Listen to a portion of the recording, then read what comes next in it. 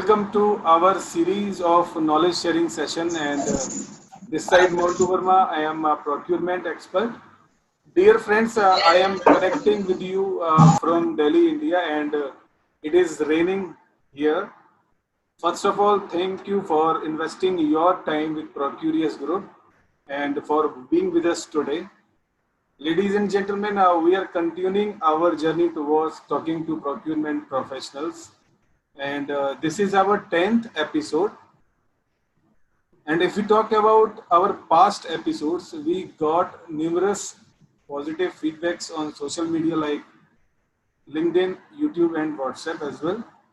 So before we continue this session, would you like to say something about our Procurious group or maybe about your experience with us so far? Okay.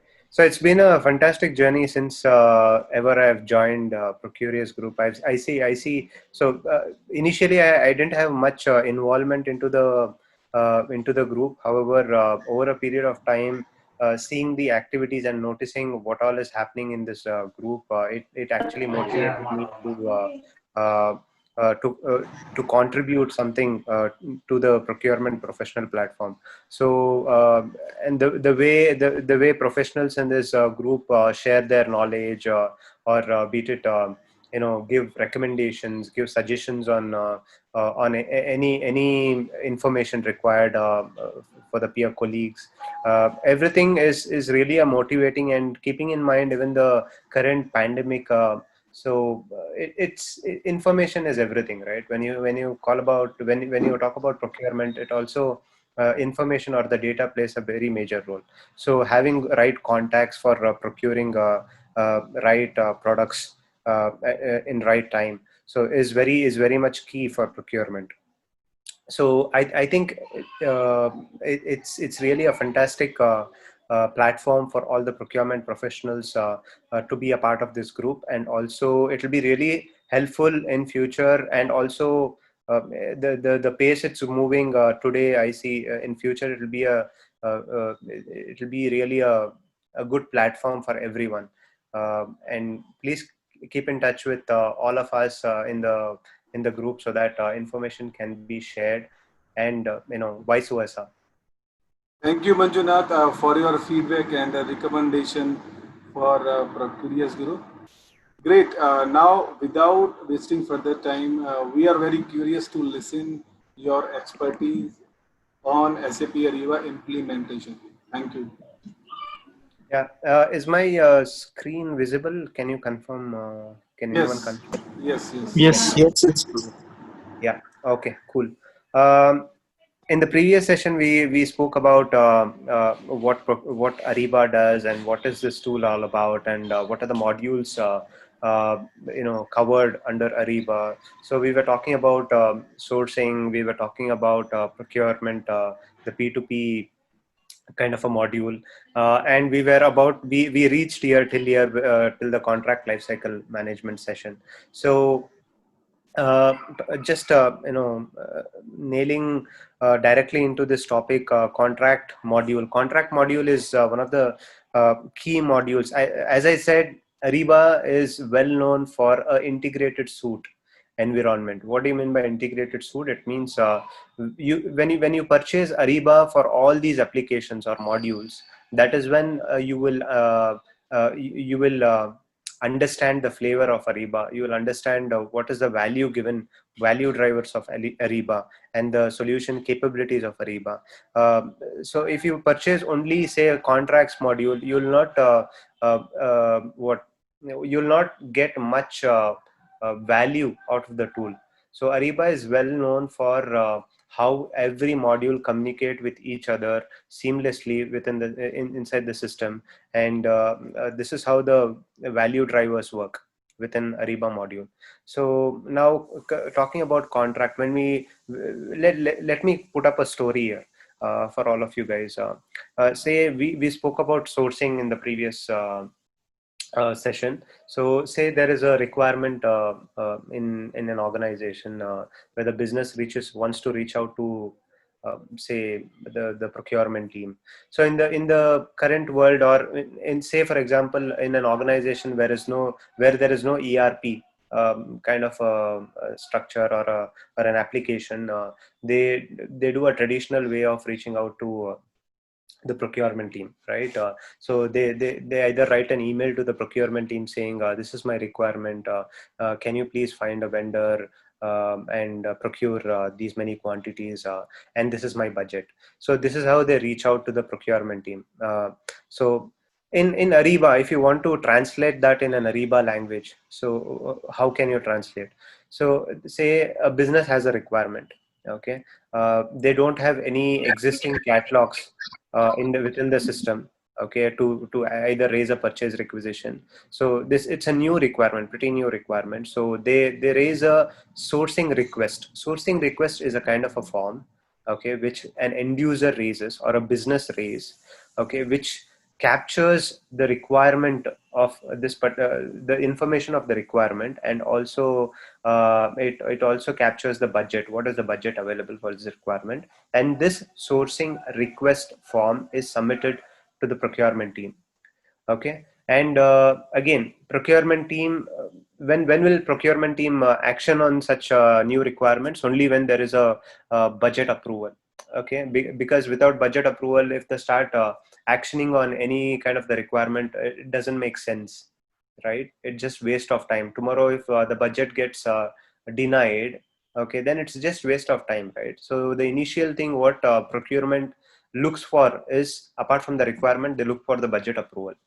Yeah. So this sourcing request is submitted by the end user, and the end user fills the end user fills all the information required that captures the requirement, and also he mentions the budget. Now the sourcing request form undergoes an approval. So there might be several DOAs, the delegation of authorities, or the approval flow that can happen within the system. Okay. And once the approval for the budget is done, it's completed, that is when procurement guys take it ahead to conduct any event, or to do a market research. Okay. So now let's say that procurement, the budget is approved, and procurement then convert or flip the sourcing request into a sourcing project. So sourcing project is a Pandora, which is only limited to the procurement guys. The end users can't create a sourcing project. Okay. So sourcing project is where the events, be it RFI, RFP, and auctions reside. So they reside, all these events reside within the sourcing project. So the procurement guys, they conduct extensive market research. They see who are the best vendors available in the market, and they conduct some event. They create a strategy, which strategy they want to follow. Whether it is a, if it's a straightforward requirement, fine. If it's a very kind of a technical requirement, then they do create a quick project or a full project. So a quick project is basically when the requirement is very simple, and it's a one-time activity where you don't require much of extensive supplier research. You know somebody, and you get a vendor readily available in the market, and you do a quick project. You conduct a quick event within the system. Okay. It's a single event. Basically, quick project refers to a single event. Either you can conduct a RFI or an RFP or an auction. Okay. Whereas a full project refers to multi-stage sourcing, where multiple events are involved. Like I said, if the requirement is something too technical, and procurement wants to understand more about this product or the requirement, they kind of float an RFI first, and they invite vendors, where vendors give their information. Later on, after RFI is done, they shortlist few vendors, and then follow on event is done, which is an RFP or an auction, or it can be an RFP and an auction as well. So it's a multi-stage sourcing activity, which is a full project. So once the events are conducted and vendors are shortlisted, okay, say it is a strategic requirement where you have to kind of get into a long-term relationship with a vendor, that is when you enter into a contract with a vendor. So the contract is a very important uh, module per se within a procurement world, because that is where you establish a kind of a strategic relationship between the vendor in order to operationalize whatever was agreed between the vendor and the buyer, and also to measure the performance of the vendor in over during the period of the procurement cycle, uh, end-to-end procurement cycle. So talking about contract life cycle. Now, this is one example that I gave from the requirement, raising a requirement till the contract. Okay. Say, for example, there is, so in contract module in Ariba, you have two kind of projects. One is contract request, similar to the sourcing request, and you have contract workspace, which is similar to sourcing project. Okay. So contract request, it's a request which can be raised by end users.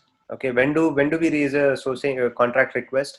It is basically when you have not conducted any kind of sourcing activity.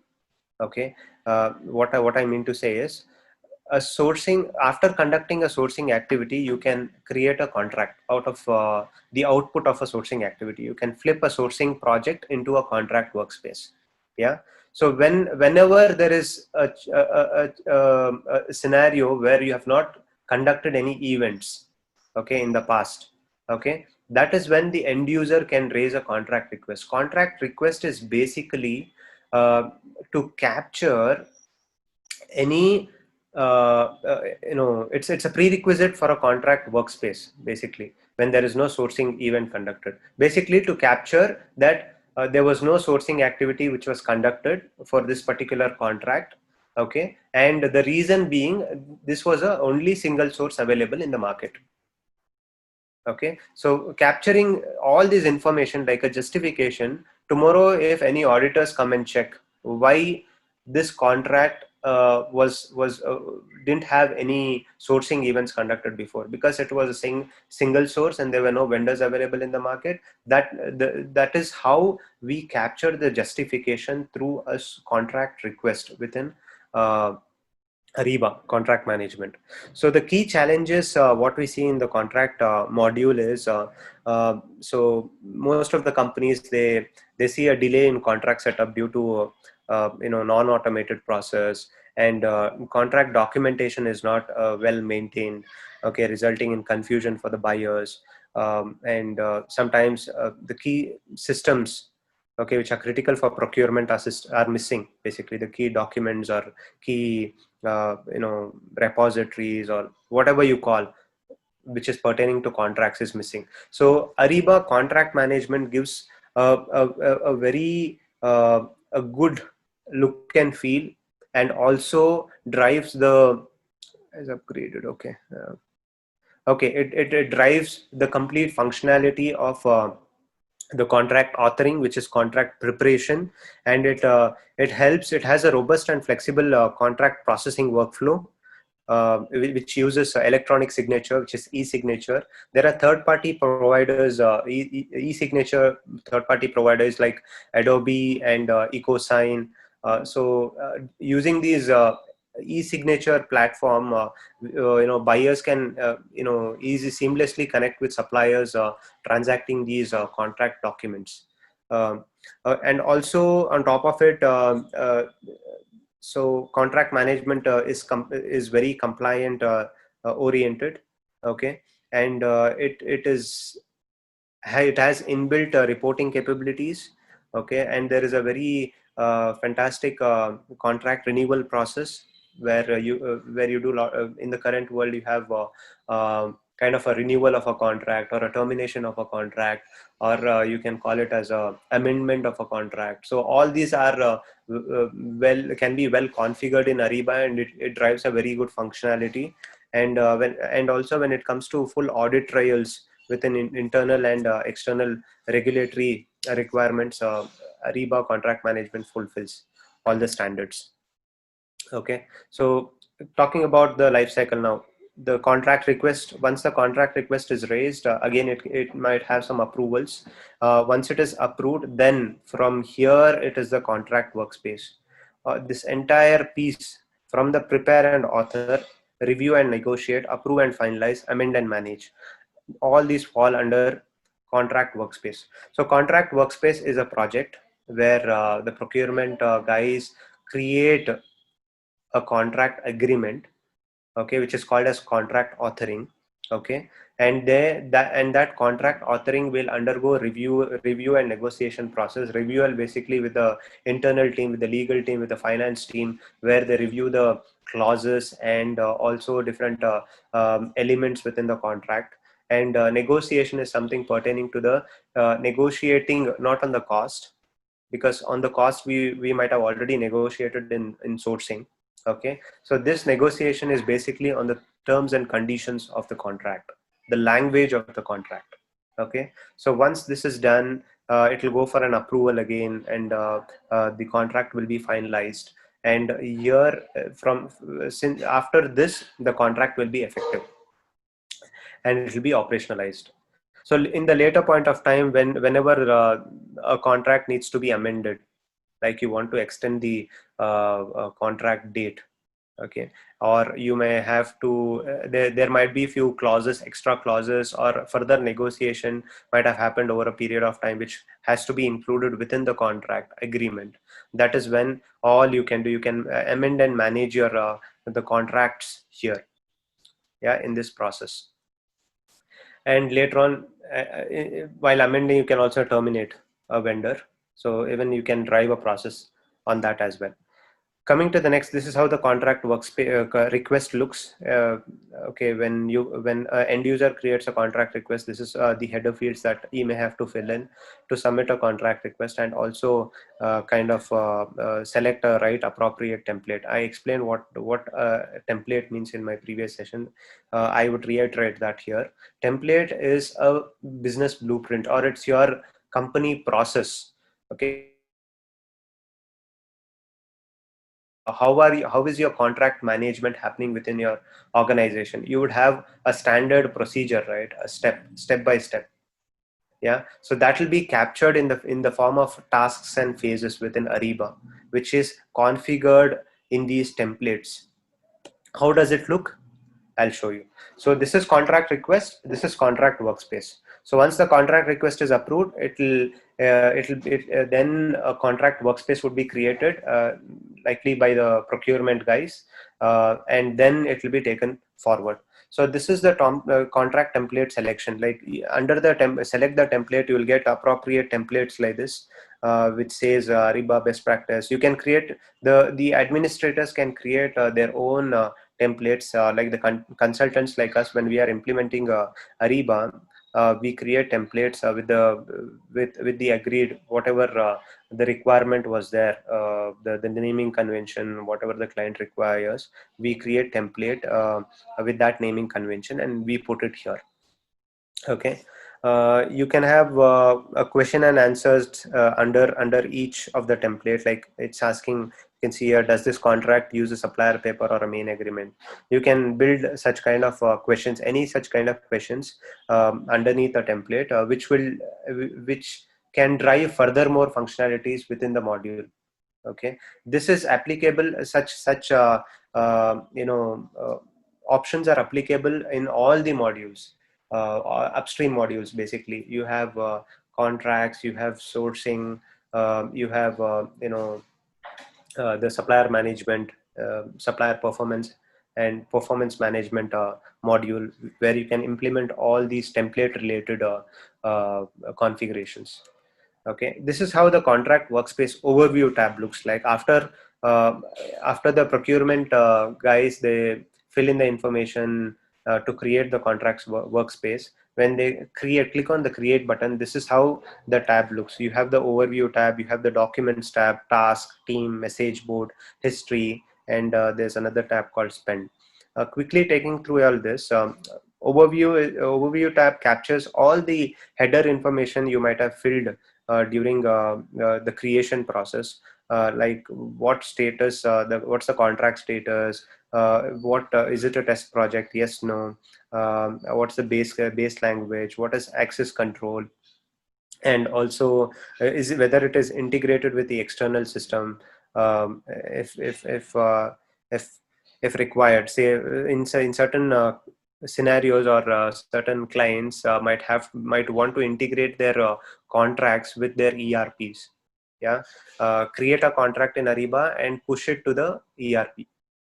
So in those scenarios, you will have an external system connected to Ariba, and contract attributes talks about what is the contract amount, what kind of hierarchical type it consists. So here it is standalone agreement. So usually you have three types of hierarchical type, which is master agreement, sub agreement, and standalone agreement.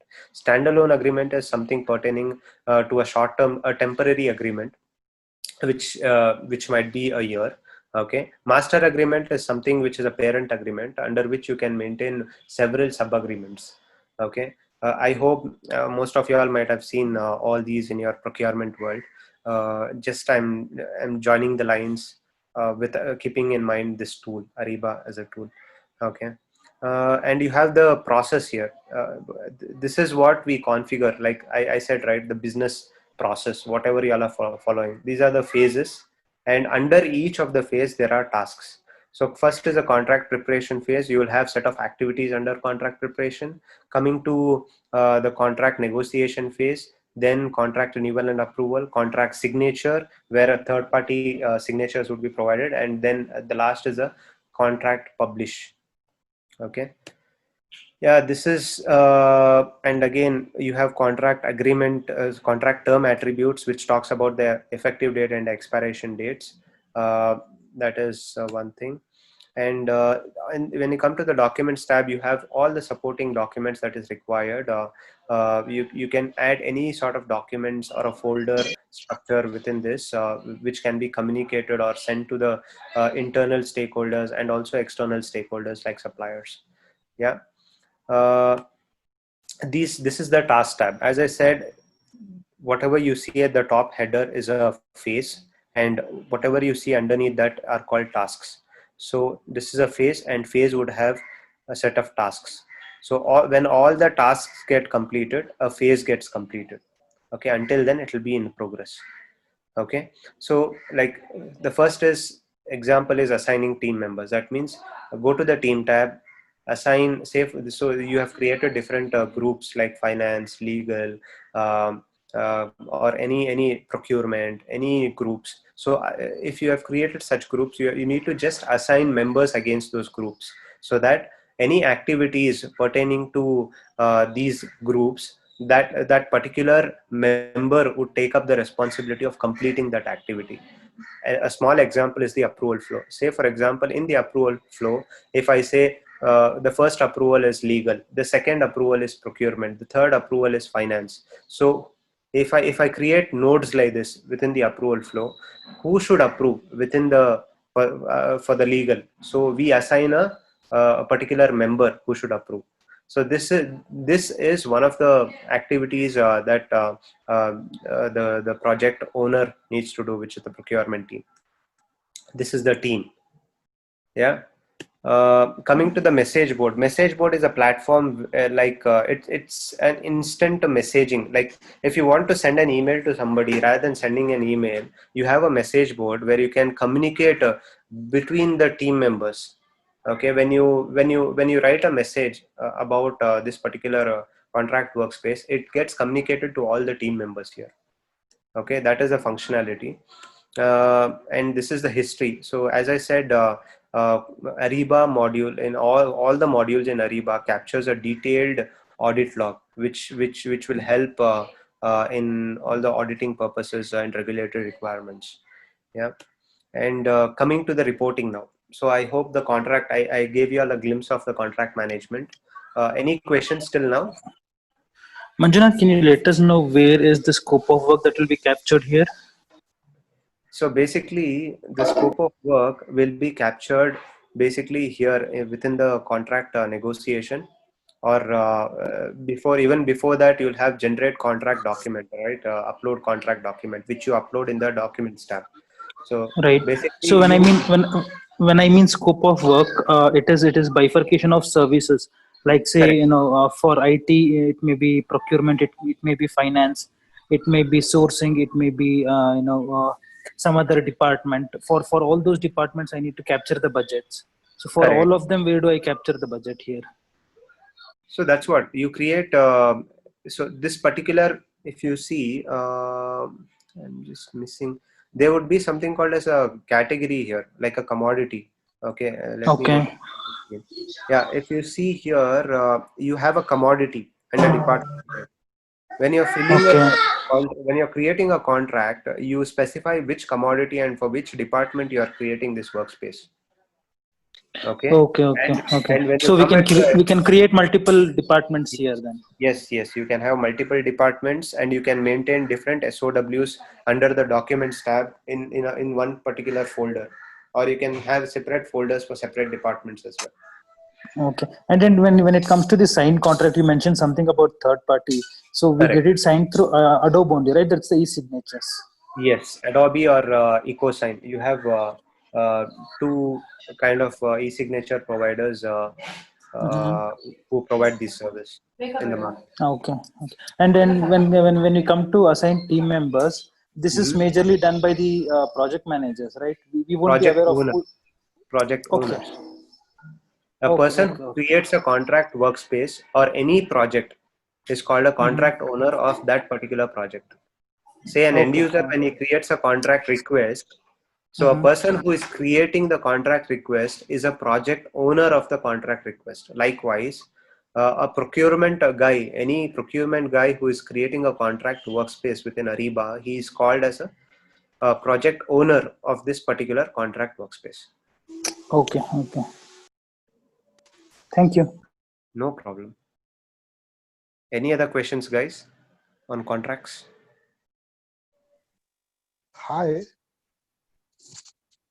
Hello. Hi. Yeah, go ahead. Yeah, my question is how the contract request is connected to the contract workspace. Sorry, So that's gentlemen, what I your good said. name? Yeah, my name is Sayed. Sayed. Okay, please.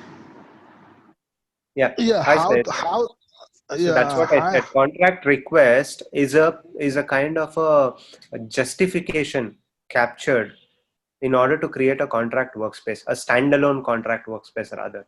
So when you don't have a sourcing activity in place to create a contract workspace, then you take this kind of a form where you're saying, okay, we didn't have a sourcing activity for this particular contract. That's the reason I am creating a contract request to capture the justification. Basically, there was no vendors within the market to provide the requirement. Therefore, we went ahead with this single source to create a contract workspace. So we'll be having a justification while creating a contract request. That is the only Okay, purpose. Yeah, thank you. no problem. Okay, let me move ahead. If there are no questions, okay, let's talk about reporting. Okay, in Ariba, there are a good amount of reports available for all the end users and all the users within Ariba. They need to have a very basic, very basic user permission, which is called a senior analyst, which is required to access these reports. So there are different types of reports within Ariba, mainly the prepackaged reports, which talks about module specific reports. So for every module, you have a defined, predefined reports available within Ariba. You need not go and create a report or create a kind of a dashboard or a pivoting in order to export the reports. Everything is available within Ariba. The user just needs to go to the report that he needs and export. Say for example, in sourcing, you can export report like a sourcing project per commodity. So you'll get commodity specific sourcing projects. You can also extract the project owner for sourcing projects. So you will have sourcing projects that are created by different projects owners basically. So you'll get you have different sort of dimensions and elements embedded within the reporting, which will allow you to just go blindly run a report and extract it either in an Excel format or view it on the screen live. So this is a fantastic functionality available within Ariba. So reports, when you view a report, you can either save it in a public folder or a personal workspace. When I say personal workspace, you can have it. You can have a defined space within Ariba where you can see these reports that you have amended or edited from the out of the box reports. When I say public folder, that means whatever reports you save in this folder, all the users can access that report. So that is the public and the personal workspace. It's a repository basically. Next is the analytical reports. Analytical reports or custom reports are basically creating a report from the scratch. Say you have a custom requirement where that particular report dimensions are not available out of the box.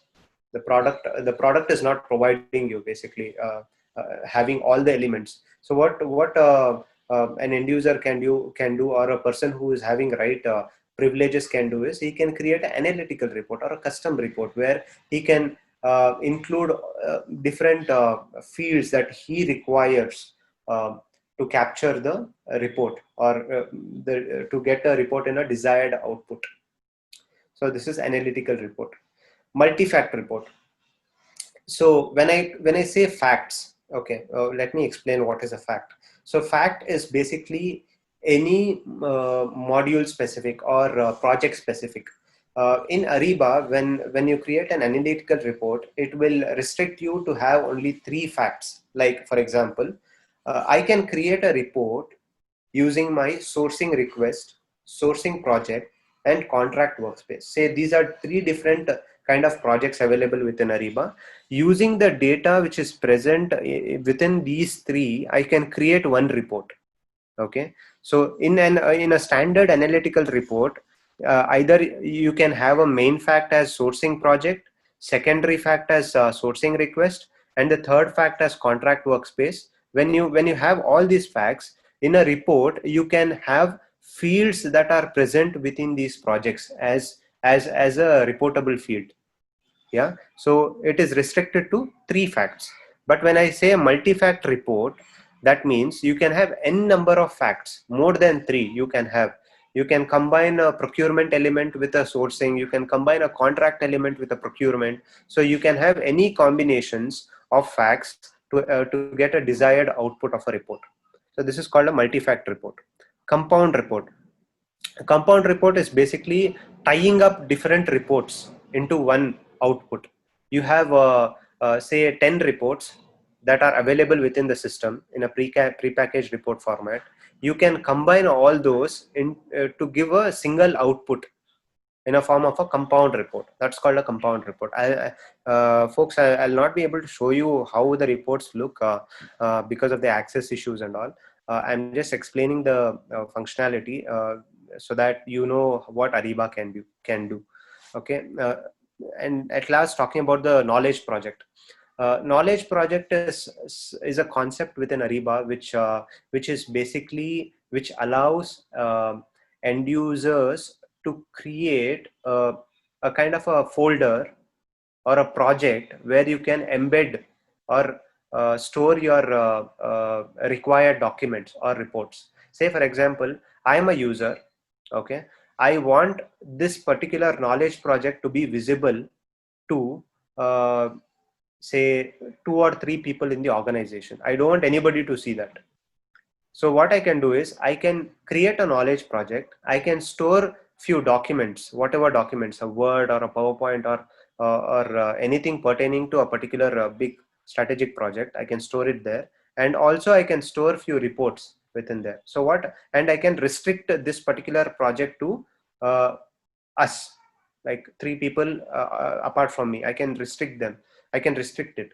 So that is called a knowledge project. Basically, it drives the visibility and the functionality of seeing particular documents, restricting the visibility of particular documents to a certain set of people. within the organization. That is knowledge project. Yeah. So this is the aggregated report kind of a view. So Ariba gives two kind of views. One is the detailed view and the aggregated view. Aggregated view gives the overview, like what you see here. This is the commodity, and what is the amount spent per commodity. This is kind of aggregate, high level view. Okay. When I go to the detailed view, it gives me the commodity. Okay. I'm not able to show you the commodity here. Anyways, it gives it gives a commodity used, the PO ID, the order ID, who was the requester, who's the, what is the ERP supplier used, which account, what is the cost center involved, and what is the amount spent per PO. So these are the two kind of report examples, the view examples, aggregate view and the detailed view within Ariba prepackaged reports. Okay.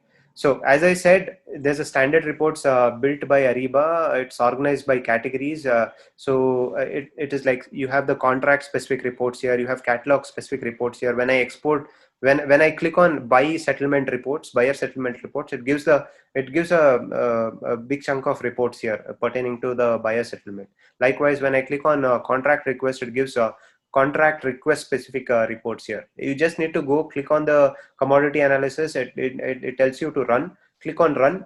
There you go. You get the report. So you can also play around with the fields, like how you do a pivoting. This is the reporting layout that you get. Okay, when see this is kind of a page field. You can either add another page field, which allows you to play around like a pivot table. Yeah, this is a column field. This is a row field. So you can toggle. You can drag and drop. So all these activities you can do. It's quite flexible to play around with reporting within Ariba. And you can also have analytics like this. Once a report is done, okay, in the aggregate view, you can convert them into charts or any analytics, be it line charts or a bar graph or a donut or a pie chart, anything. You have a certain predefined set of analytical diagrams available within Ariba, which Ariba gives. You can convert them and you can add them to your dashboard as well. Okay, you can refresh them real time. This is how it looks. A knowledge project, just a brief to give you. Okay, you can store reports in a shared location where it's easier to access, control than public reports. Yeah. Okay, this is my last topic. We have 15 minutes. I'll cover this in say 5 to 10 minutes, and probably we can go for questions. Okay, so project phases. So the complete implementation is divided into different phases, like you see here: plan and analyze, design, build and configuration, data migration, change management, testing, deployment and cutover, and PGLS, which is hypercare, or post go live support. That's what that is what it is abbreviated to. Okay, so now talking about project methodologies, even before we move to the phases, it depends on the customer. May want to go with a big bang approach where all the modules, he wants to go live with all the modules in one go, rather than going the stage wise go live approach, which is the agile methodology. So there are two types of methodologies. One is the big bang approach, and second is the agile approach. Agile approach is basically having stage gates in between there would be multiple go lives happening. Okay, even per module there might be multiple go lives, or it might be a module specific go live as well. Okay, but big bang is something which starts and ends, where all the modules go live at once. Okay, that I want to give a very overview about the methodology which I wanted to cover. Let me deep dive into the project phases, because this is where the different activities as a consultant, and different players involved within the project come into play. Okay, so basically in plan and analyze, this is the first phase. Okay, in any project, what would happen is the key activities here is the project kickoff activities, like project kickoff, where all the project teams sit on a table, or they get on a call, and they kind of kick off the meeting. Okay, kick off the project. Different stakeholders, when I say different project teams, it means the customer team, number one. Second is the implementation team, number two. And third is the product team, number three. Product team is basically SAP Ariba. Implementation is any implementation partner, be it TCS, Infosys, Accenture, anybody, Deloitte, anybody, any implementation partner that the customer selects or want to implement. Third is the customer themselves. Yeah, these are the three teams who sit and they play a very major role in the entire project phases. Okay. First is plan and analyze. As I said, you'll have a project kickoff. You'll have resource planning, where a dedicated team would look into how many resources are required and what's the team structure that is required to drive the entire project phases. Then also there would be a project, confirmation on the project deliverables, who should deliver what. A RACI diagram would be given, like who is responsible, who's accountable, who should be consulted, who should be informed. So all these project activities will be done by the project management team. And also a deployment approach, as I said, whether it's which methodology is used, everything will be kind of formalized here, and a detailed project plan would be prepared. A detailed project plan with the timelines, basically when will the different activities happen, when will the design phase kick off, when will the build and configuration happen, data migration, change management, what are the roles played by the change management guys, when is the testing happening, what's the timelines for unit testing, SIT and UAT, what's the deployment, and when is the deployment or cutover happening, and when is the actual go live date. So all these are the activities in the design phase. Coming to the design phase now. So in the design phase, basically you will do a requirement finalization. What is requirement finalization? Basically to understand their today's process, client's today's process, and recommending or showing them what Ariba is capable of, and making sure how they can imbibe their current process into Ariba's out of the box process. Yeah, so this is requirement finalization, where we have a requirement gathering kind of activity which is done, which is called as a requirement traceability matrix, or a kind of a Excel sheet where we maintain what this is the requirement of the customer. This is what whether it is a fit to Ariba or whether it is a gap to Ariba. The fit in the sense, this functionality, whatever client has today, the customer has today, is fitting into Ariba. It is available, that functionality is available within Ariba. When I say fit, it is available within Ariba. When I say gap, that particular functionality is not available within Ariba, but by doing some customizations, there might be chances where that can be converted into a fit or a partial fit. So that is the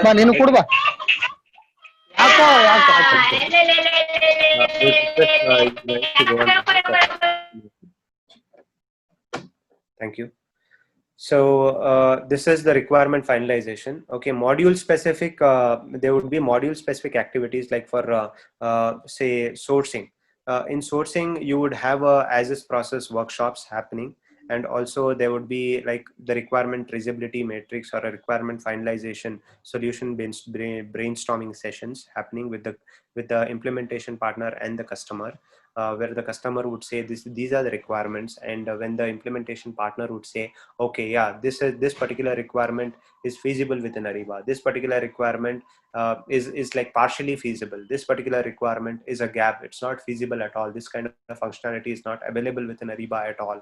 Is all these discussions, a brainstorming session happens within between the customer and the implementation partner, and during this design phase, basically the implementation partner would be showcasing all the out of the box functionalities or the features available within Ariba, and you would be also displaying all the templates that has to be populated by the customer.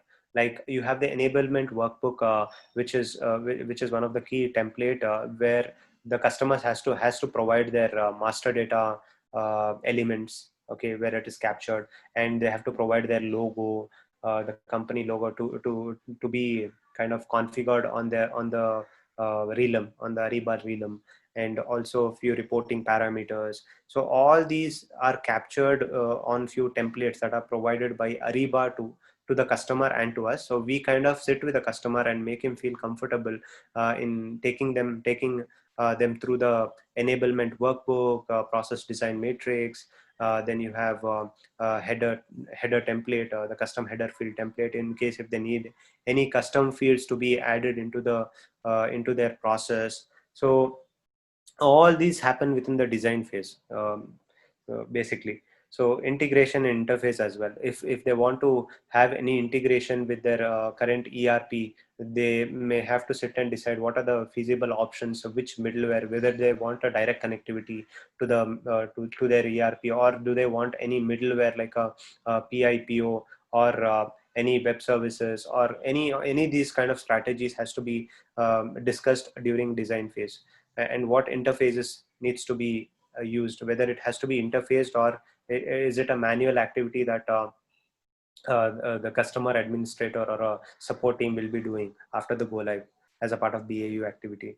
And suite integration design. Suite integration design is basically pertaining to Ariba as a tool where all the modules are lined up and talk to each other in a seamless way. They very easily connect the dots between each other, so that the entire end-to-end process, starting from the supplier onboarding till the invoicing and payment is done, and also measuring the performance of the supplier, not to forget that. Okay, next is the build and configuration. So once all the requirements is finalized in the design phase, the build would start. Build mean configuration on the system, on the test system. So so we might have got some test master data that needs to be uploaded in the system, and also we will start configuring all the requirement that the client has specified in the RTM, requirement traceability matrix. Everything will be configured within the system, and also never to forget on any of the data migration activity. So these are the activities that fall under the configuration: the master data upload and the transactional data. Basically, transactional data is anything which is pertaining to the transactions within Ariba system, like be it the discussion on the technical with the technical teams, or the template design, or validation of the rules, certain parameters within the system, the transactional parameters. So everything will be dealt here within the transactional data. Contract migration is basically to lift and shift your contracts from your current legacy ERP into Ariba. So you can migrate all your contracts from your ERP into Ariba through this process of a contract migration. It's called legacy contract migration. Okay, where the implementation partner would help to prepare templates, and then push it into Ariba, so that they are stored. All these contracts are stored in a form of contract workspaces within Ariba, and they are ready for use for. And these contracts are not the expired ones; these are active contracts that will be moved from the legacy ERP into the Ariba contract management.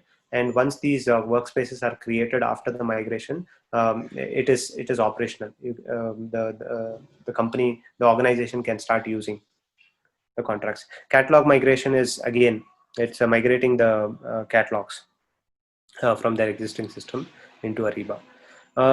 Coming to the change management process, change management guys, they play a very crucial role in the entire project management cycle, scratch from communicating whatever is happening within the project, the stakeholder management, identification and engagement of the change network guys, impact assessment. If there is something, any new requirement coming, how is it impacting their current process? Is there a any delay would happen to their timelines, which is already agreed, or so they would be assessing the impact of the change. So change readiness assessment and communication management, what sort of communications needs to be sent to all the internal stakeholders within the organization, how to kind of organize everything. Is there any posters that is released when we are nearing to any stages, different stages, like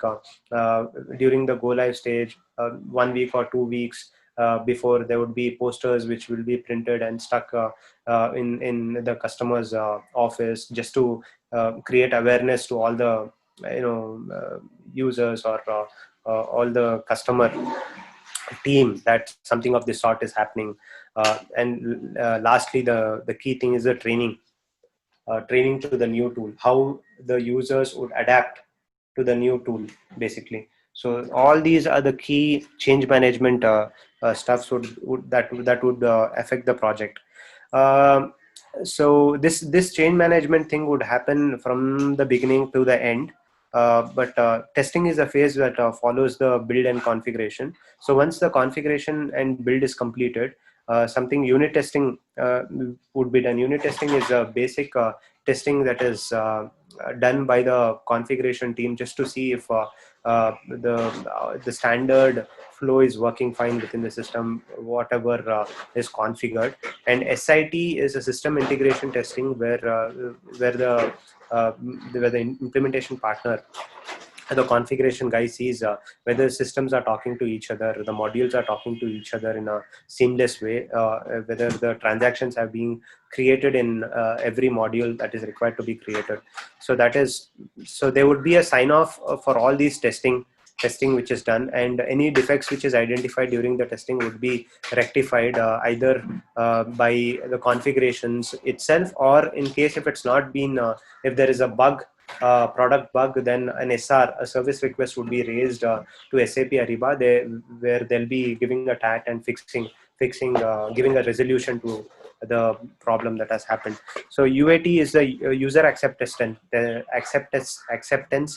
Sorry, this user acceptance testing is basically conducted and run by the customer stakeholders itself.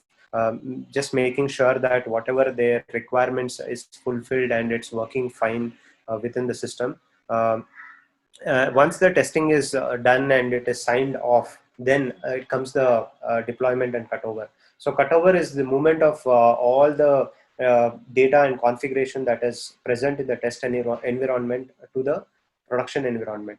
Yeah, so that is called cutover management. Once all the data is migrated from the test environment to the production environment, be it the configurations and the data, then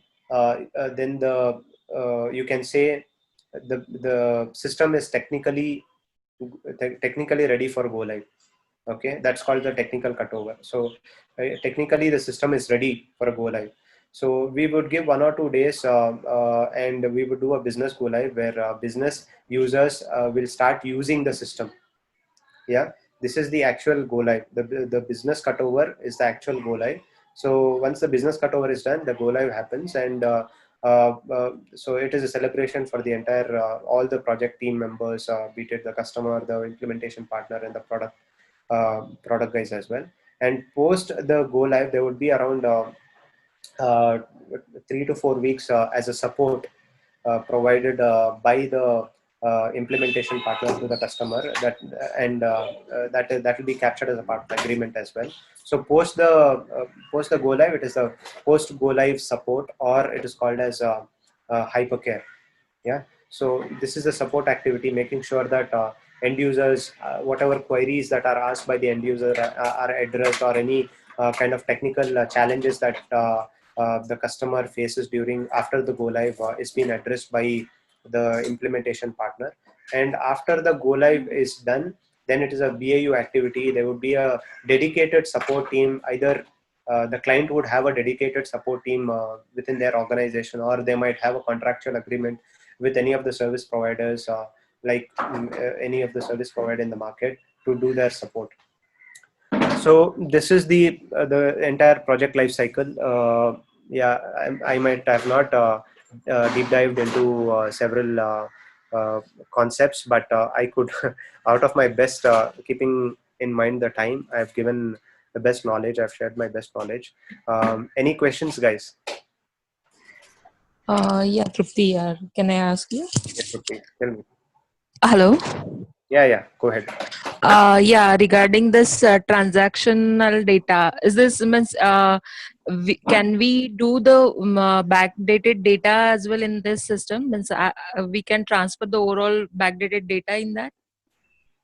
So basically, transactional data is pertaining to your P2P process, right? Say the POs and the POs. Basically, you might have some open POs that are present in your ERPs, the legacy ERPs. Yeah, if you want to Okay. migrate them into Ariba, then you may have to migrate the open POs, right?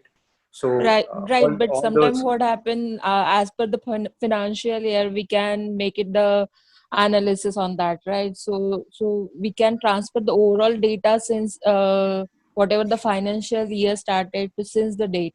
Is it like that way we can work on that as well? So basically, so because it is a one go live, right? What is happening? You can't have a subsequent go lives. So Right. subsequent go lives might be for different regions, which is called as rollout. Okay. So when you are, say, for example, the customer in India, if they are going live, that means they have to basically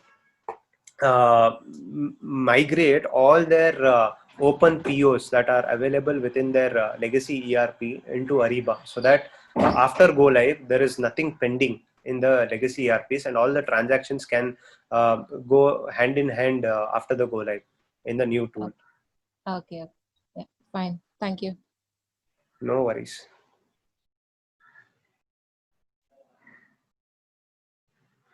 Any other questions?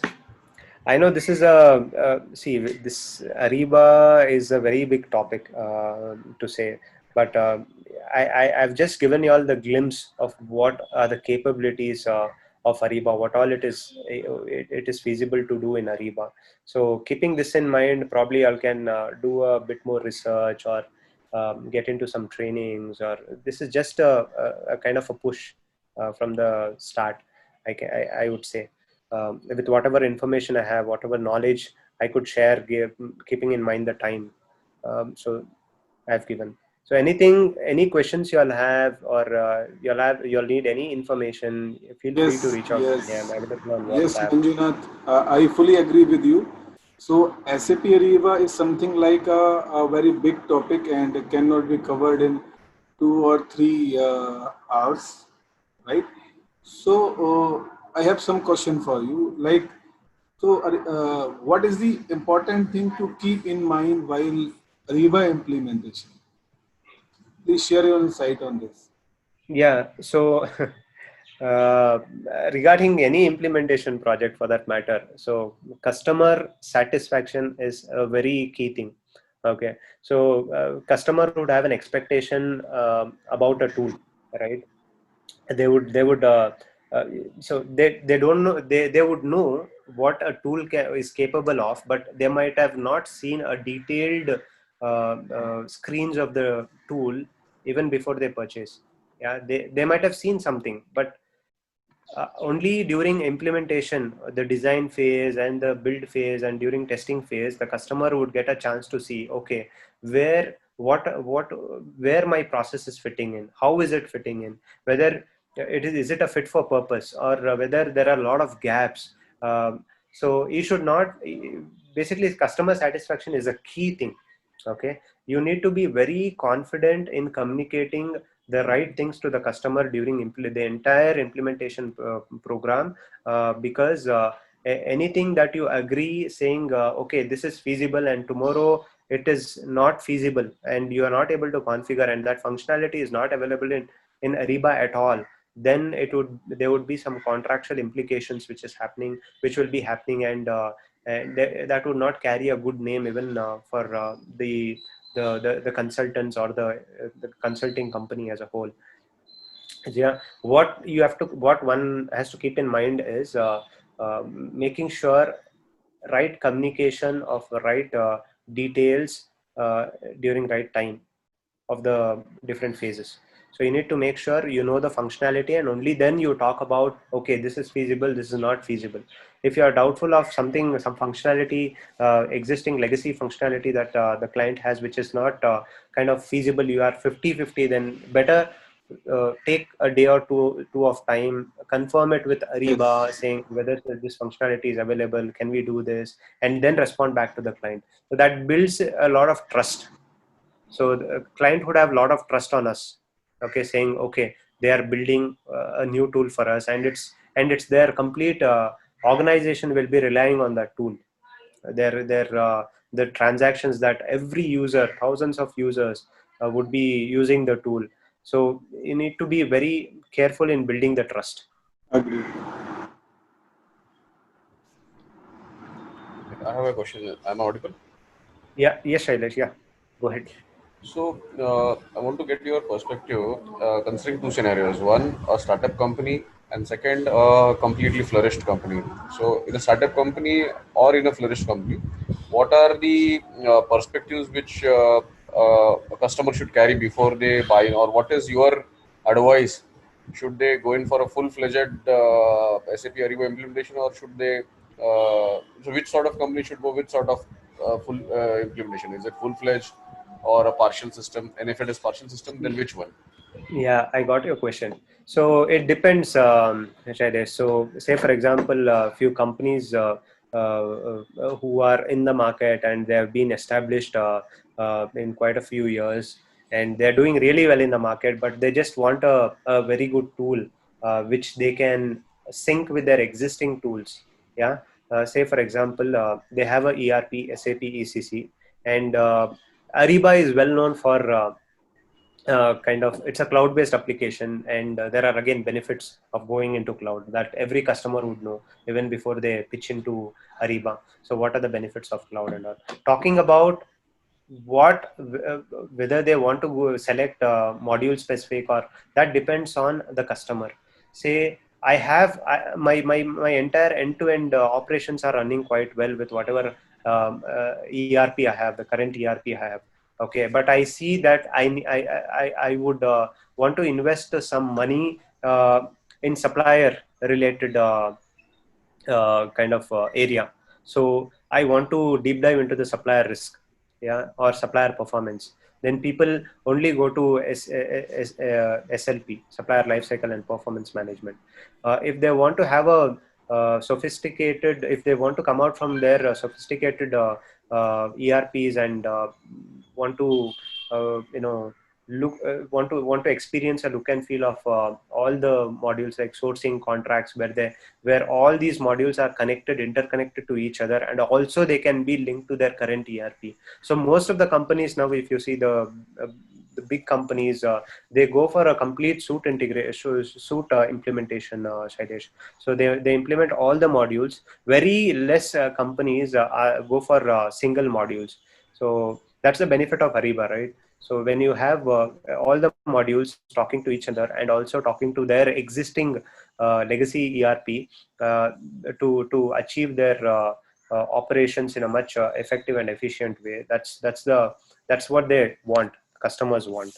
When you're talking about the new company, Startup. very new company, Yeah. startups in the market, for them, they would not, and I mean, we would not recommend them to go to Ariba directly, because they are very, very new, and they have to establish themselves for quite some time in the market, right? So for that, they might have some own homegrown ERPs, which they can get it developed, Oracle. There are a lot of Oracle systems or SAP systems like ECC and all, which they can. But recommending a new startup to Ariba is also a good thing for them, because they'll be getting into cloud from the scratch. They would be knowing the latest technology and latest functionalities available in the market.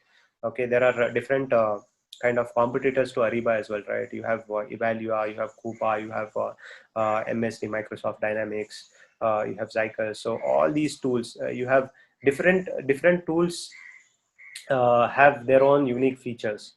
Yeah. Whatever I can speak is in terms of Ariba, so I can't comment on other tools. So this is what I would recommend, Shailesh.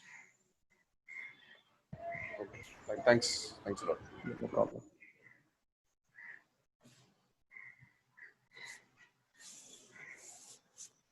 hope your family members would not be cursing during weekend what these people are doing. Uh, So Manjunath, I have a lot of questions to ask to you. And yes, the second tell me. question is, how is SAP Ariba sold into the market, and what about companies who generally sell this? Okay. Yeah, there are a lot of companies, implementation partners, uh, who get into sales, and they want to kind of sell Ariba, and also most of the consulting companies, they don't focus only Ariba. They want to sell Ariba, keeping in mind they can integrate their existing modules with Ariba. Okay, so whenever they are selling, most of the companies, say for example, big companies, they might be in the market for 30, 40 plus years. Yeah, they might be using the I've seen people who are working in a company for 30, 40 years using the same legacy tool. Okay, so for such users to come out from that tool and use a new tool is a big challenge. And a company as a whole, when they're moving into a new application, it's a complete change for them in terms of the user experience, user training, and the way their operations are performing. So all these needs to be taken into consideration. So there are quite a lot of implementation partners in the in the market. The first thing what they do is they have the sales reps who constantly keep in touch with. They look for customers. They kind of see which customer wants to move into a new ERP, and they recommend Ariba. They kind of give a uh, a workshop session where they display the Okay. Ariba salient features, and that's when different companies also start coming in and showcasing what other products also do is capable And of doing. what are the challenges you face as SAP Ariba consultant while implementing the SAP Ariba to your client as service provider, or what the challenges you face from your client side?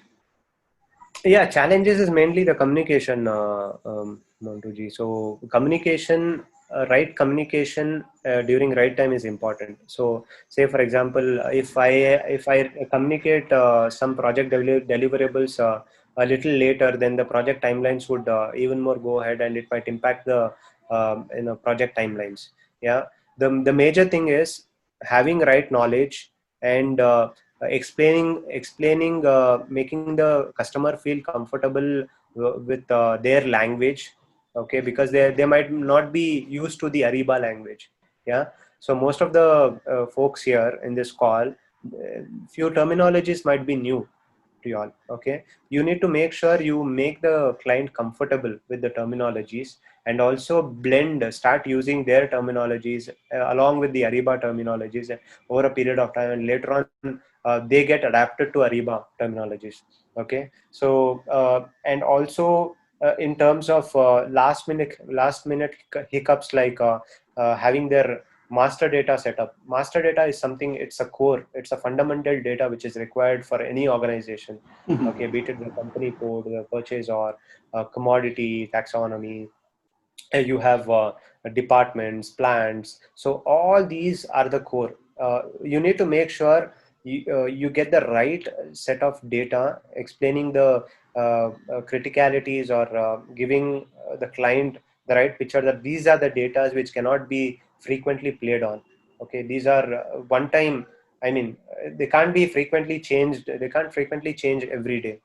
Okay, uh, so all these the major are the major things, basically the communication, setting right expectation from the customer, and also working towards the right timelines, and giving them a heads up, what is happening, what is next, what is happening today, tomorrow, what is next, and also having a good relationship with the project, with the customer stakeholders is very important, because you might get in touch with the procurement guys, especially the consulting guys like me. We get in touch with different kind of stakeholders, like procurement guys mainly in an organization. We get in touch. We blend with them during all the workshops, and also finance guys, legal guys, and sometimes we also involve the leadership team to take some strategic decisions that is And required.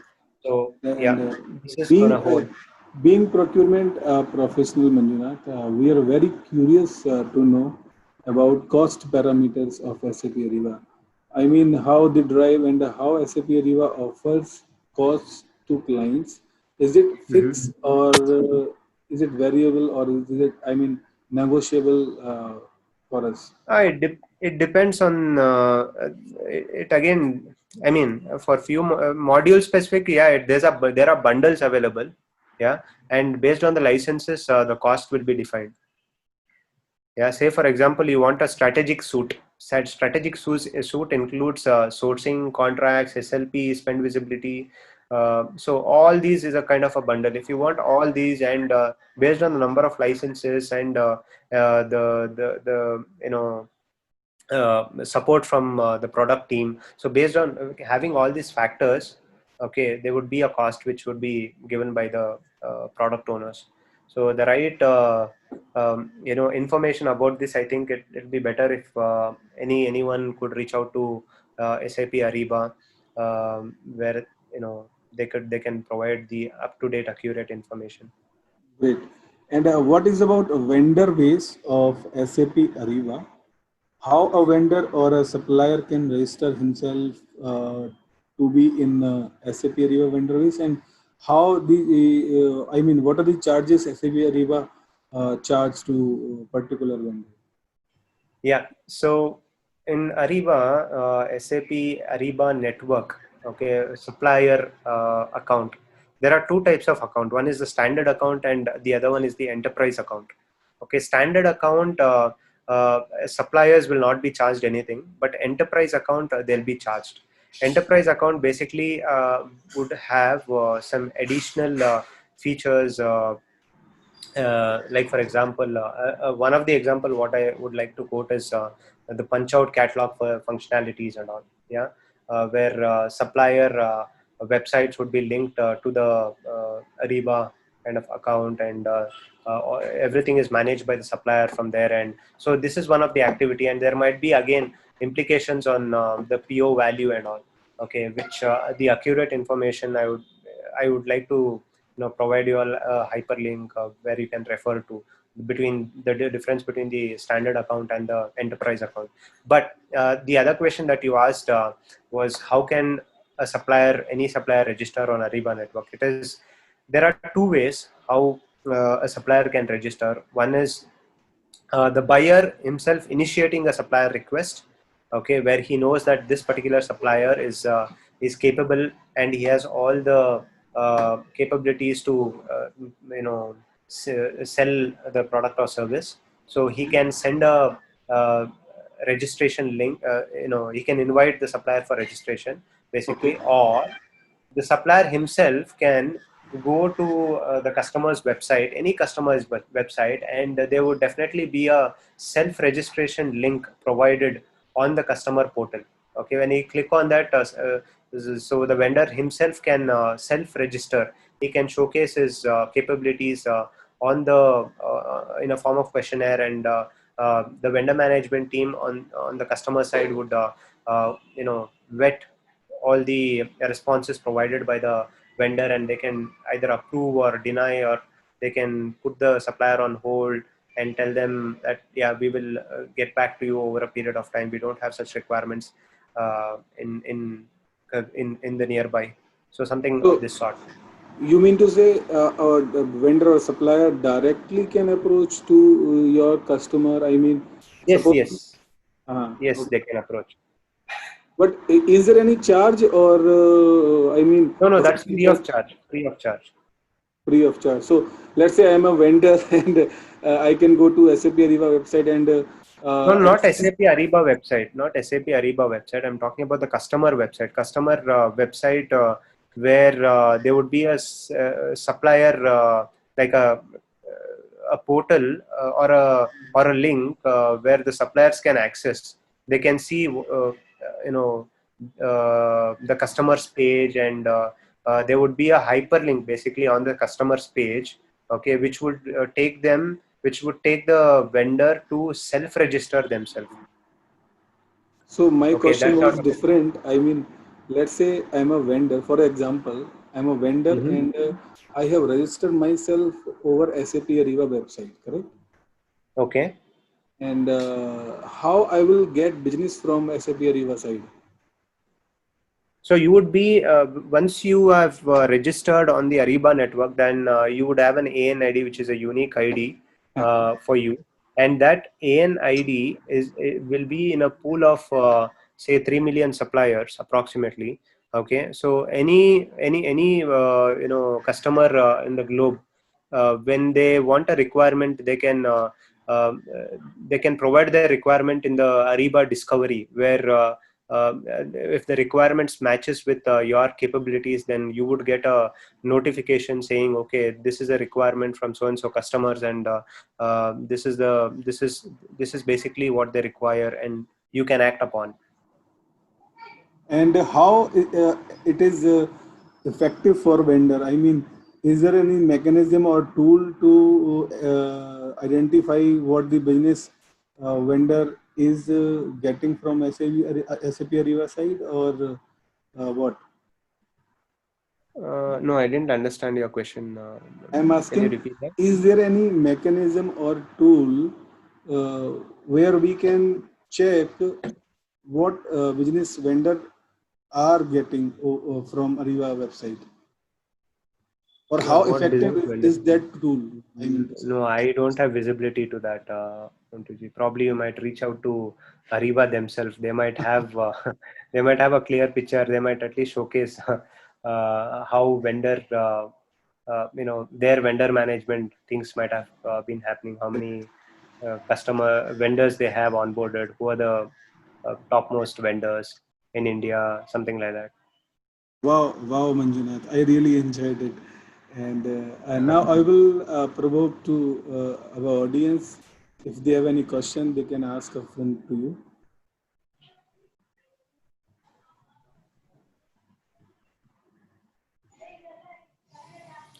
Or we can move towards to end of this session. Oh, hello. Hi, this is Motabar here. Yeah. Go ahead, Makut. Uh, I would like to know whether we can get this server access where we can go and just see the flow. Yeah, unfortunately, this is a cloud application, so it cannot be kind of installed in your system and all. So there are too much complications to get the license or the access, server access. If you ask me if you can get it straightforward, I would say no. You might have to reach out to a few authorized training providers, and that's how you can get the access for a stipulated period of time. Okay. Okay, thank you. No problem.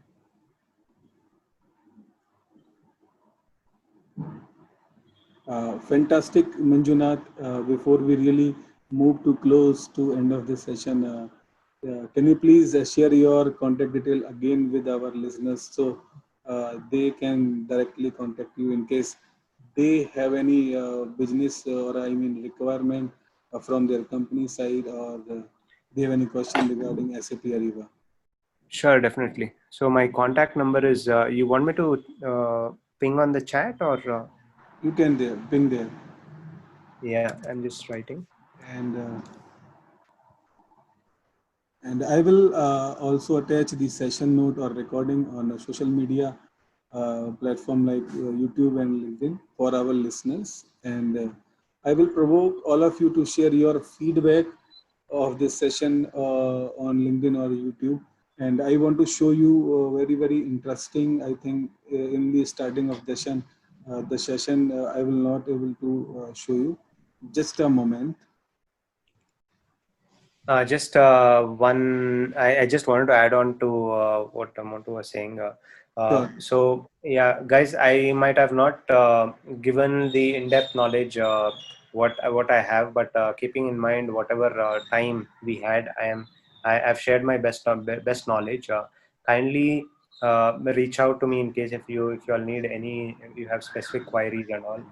I'm available on LinkedIn and on WhatsApp. So yeah, thank you guys That's great. for So guys, bearing me the entire this is session. this is something Yeah. very supportive thing from Manjuna's side, and we will be very thankful to him. Now I will to show you something very special. Here we go.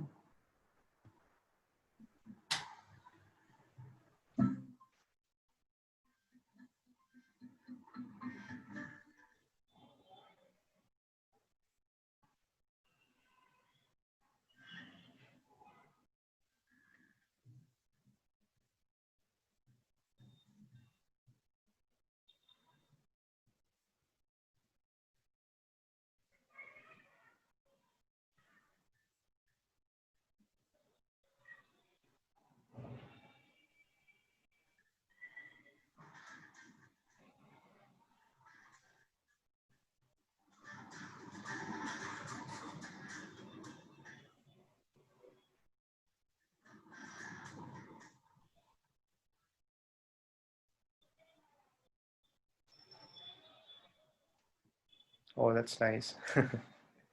So guys, this is something what we really get motivated from your side, and please keep giving your feedback to Procurious. Uh, Sorry,